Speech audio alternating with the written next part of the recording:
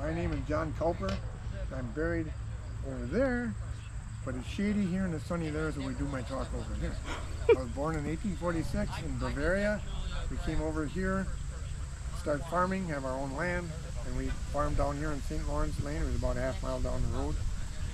And in 1861, the Civil War broke out. I'm 14 years old. And everybody had war fever. They thought the war would be over in 6 weeks, and we were the same way. And besides, here's my chance to get away from the farm. Most of the time in those days, if you got 15 miles away from the farm, you were doing good. And so people didn't lie back then, and I didn't lie either, but I snuck away from home, got down to Army recruiter down in Milwaukee, and you had to be 18 to join. So what I did is I put a number 18 inside of my boot. And when the recruiter says, "Are you over 18?" I said, "Yes, sir, I sure am." So I got in.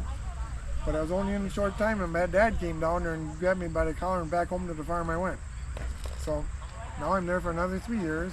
Now it's 1864 and the war is starting to wind down, and I want to get in that war. So I ran away again. And I ran up to Fond du Lac, and I joined the 3rd Wisconsin Infantry, but I joined on a different name because I knew my dad would be coming again. So I joined on the John Hanson. And when he came up, he couldn't find me. So therefore I got to go in the war. And so we went and trained down in Milwaukee, and went down to Chicago, and then we went to Atlanta. And we captured Atlanta, and we got done with it. When we were marching to the sea, we burned it to the ground. We marched to the sea and captured Savannah. And from Savannah, we went up to Columbia, South Carolina, and they fought like crazy, so we burned that city down also. We spared Savannah. Now the war was over, and we went up for the big party in Washington, D.C. for the Grand Army Republic Review.